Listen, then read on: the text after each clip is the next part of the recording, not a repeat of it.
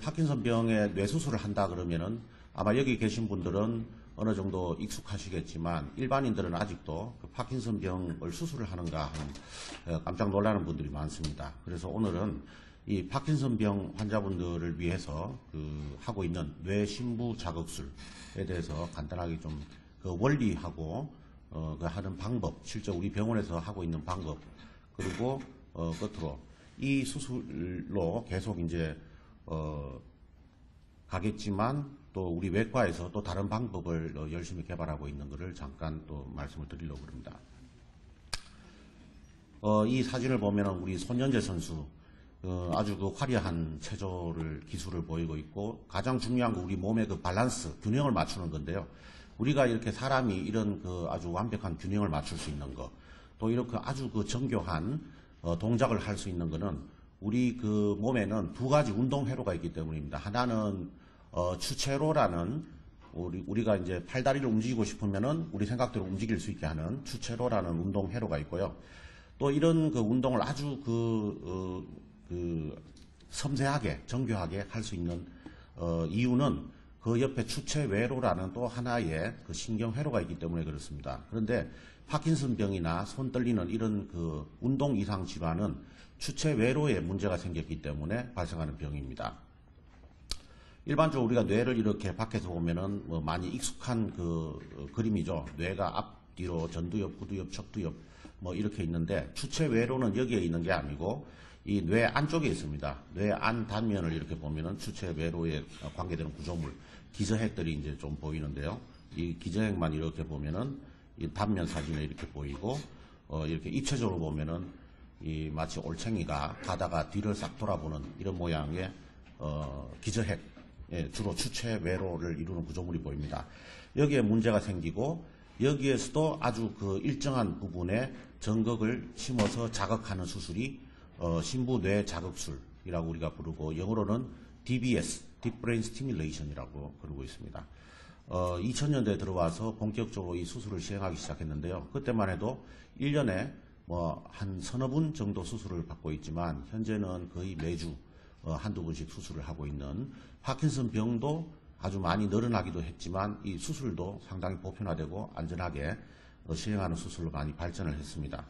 과거에 1990년 이전에만 해도 이런 뇌를 전극으로 자극하는 게 아니라 바늘을 넣어가지고 그 추체외로의 일정한 부분을 태우는 전기 소작술을 시행했습니다. 그래서 이런 전기 소작술을 시행하면은 문제가 처음에는 효과가 있다가 점점 재발하는 경우가 있고, 또 엉뚱한 곳을 잘못 태우면 치료 효과는 없고 부작용만 나타나는 그런 전기 소작술을 하고 있지만 했었는데, 현재는 이렇게 이런 전극을 심고 우리 몸 안에 이런 배터리를 심어서 전기 자극을 하는 신부뇌 자극술을 하고 있습니다.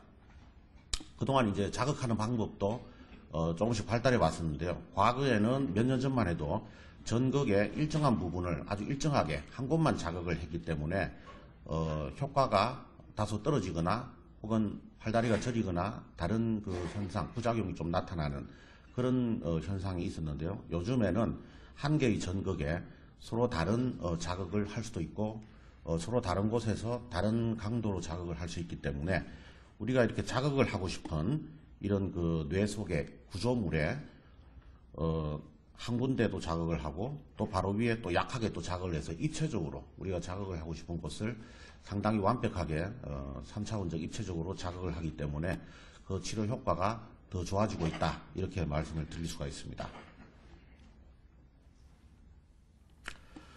그래서 이제 그 뇌신부 자극술이라는 거는 이 그 아주 미세한 3V, 2V, 1V 이런 미세한 전류를 일초에 한 100번 이상 빠른 빈도로 자극을 합니다. 그렇게 하면은 우리 뇌에 그 문제를 일으키고 있는 추체외로를 억제를 하는 그런 효과를 나타내고요. 이 뇌신부라는 거는, 뇌신부 자극술, 뇌신부라는 거는 이렇게 이제 뇌의 일정한 부분을 타겟으로 삼고 있습니다. 예를 들어서 파킨슨병에서는 시상하액이라는 그 구조물이나 담창구핵 이런 데 이제 전극을 심어서 자극을 하고요. 손 떨리는 수전증에서는 시상복척핵이라는 이런 부분을 자극을 하고 있습니다. 그렇기 때문에 뇌의 깊숙한 곳을 자극하니까 뇌신부 자극술이라고 그렇게 하고 있고요. 이거를 자극을 하면 운동회로에서 잘못된 명령을 내리는 부분을 전기 자극으로 억제할 수 있다. 그래서 파킨슨병에서 손이 떨리거나 동작이 느려지거나 걷기 힘들거나 그런 현상을 해소할 수 있다. 이렇게 볼 수가 있습니다. 이는 수술하는 과정인데요. 파킨슨병 진단을 받고 약을 이제 드시게 되면은 효과가 아주 좋습니다. 그러다가 개인별로 차이는 좀 있지만 5년이나 10년쯤 지나면 이 약이 잘 안 듣기 시작하거나 혹은 약물의 효과가 아주 들쭉날쭉하게 효과가 있다가 갑자기 효과가 없다가 그런 현상이 생길 수도 있고요. 혹은 이제 약의 효과는 있지만 그 약을 먹으면은 온몸이 이렇게 흔들리는, 춤추듯이 흔들리는 그런 현상이 나타날 수가 있습니다. 그렇게 되면 이제 이 신부뇌 자극술을 받으실 때가 됐다. 이렇게 이제 보고 우리 신경과에서 우리 정선주 교수님이 우리 신경외과로 이제 그 환자분 상담을 하게 이제 보냅니다. 그러면은 우리 외래에서 보기도 하고 병실에 입원하고 계실 때 우리가 찾아가서 만나기도 하고 그러죠. 그래서 환자분의 증상을 보고 이제는 수술을 받으실 때가 됐다. 그렇게 판단을 내리고 또 그리고 이제 수술하는 방법을 설명을 하고 수술 날을 정하고 그렇게 됩니다. 이제 수술을 하게 되면 수술을 하기로 결정을 하면은 입원 중이나 외래에서 수술하기 전에 필요한 여러 가지 검사를 하고요.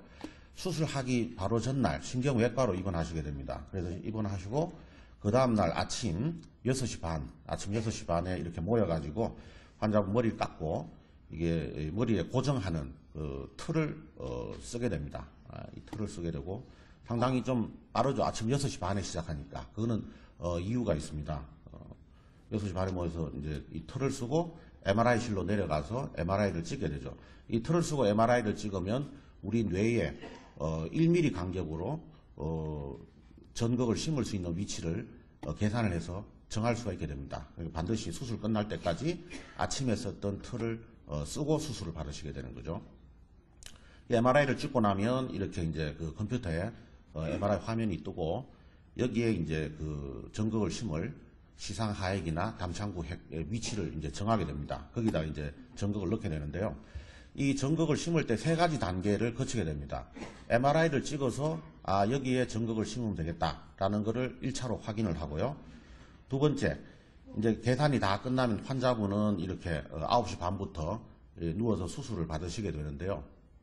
처음에 한 2시간은 국소 마취를 한 상태에서 수술을 받습니다. 머리에 국소 마취를 해가지고 이 머리뼈에 가장 조그만한 동전 크기의 이제 구멍을 뚫어서 거기에 전극을 심는 거죠.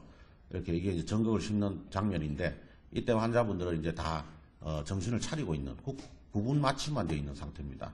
그래서 제가 여기 이제 전극을 이렇게 심고 여기 신경과 선생님들이 옆에서 컴퓨터를 보면서 뇌파를 측정을 하게 되죠. 이게 두 번째 단계입니다. 이렇게 전극을 심고 미세 전극을 심죠. 옆에서 이제 컴퓨터에서 뇌파를 측정을 하게 됩니다. 이 전극에서 나타나는 뇌파를. 이 전극은 아주 그 미세해서 세포 하나하나를 다 측정을 할 수 있는 미세 전극, 이게 됩니다. 그래서 이 뇌파를 측정하는 이유는 두 번째 단계인데, 우리가 시상하액이나 담창구 핵 혹은 시상복척 핵 같은 우리가 전극을 심으려고 하는 부분에 전극이 싹 들어가면 그거에 맞는 뇌파가 나타나야 됩니다. 여기 보면은 이 네 번째 뇌파는 맞는 뇌파가 아니거든요. 그러니까 여기에 심으면 안 된다는 거죠.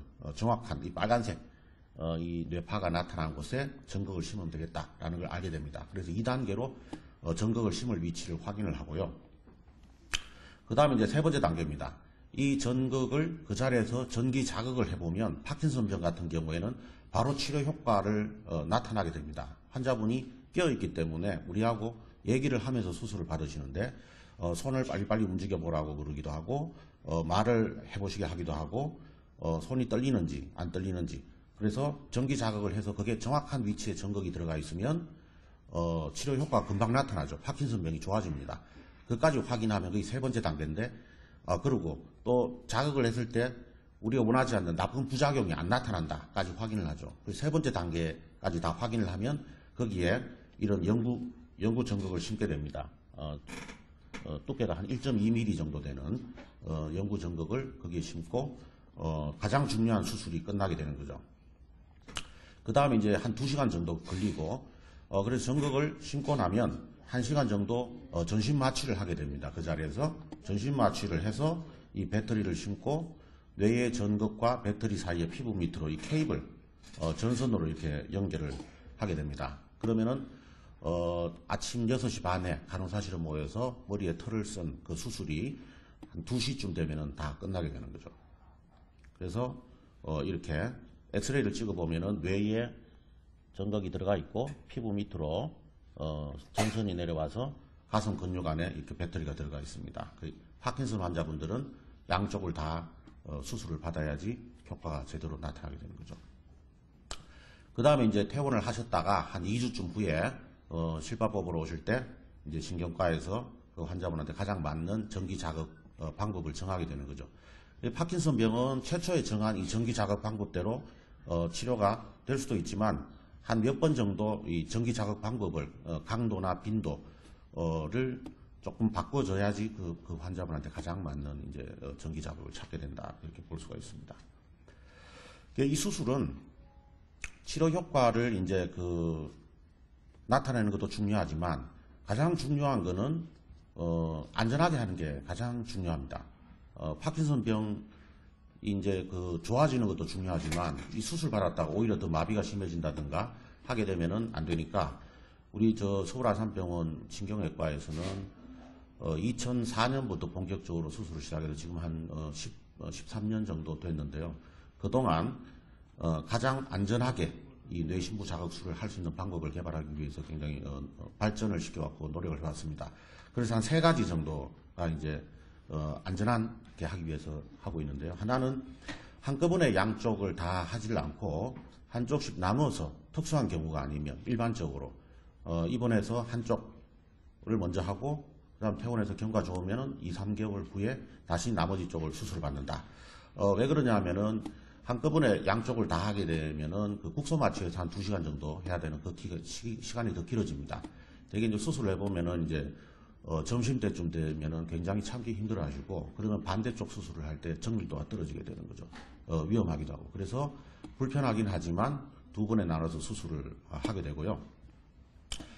그 다음에 이제 자극을 하는 위치가 담창구 핵이나 시상 하핵이 이렇게 2군데로 나누어 있습니다. 그렇지만 이제 저희들은 여태까지 경험을 봐서 대개 크게 다른 이유가 없다면 담창구 핵. 이 뇌에 들어가는 전극의 길이가 더 짧고 좀 더 바깥쪽에 전극이 위치하기 때문에 더 안전하다.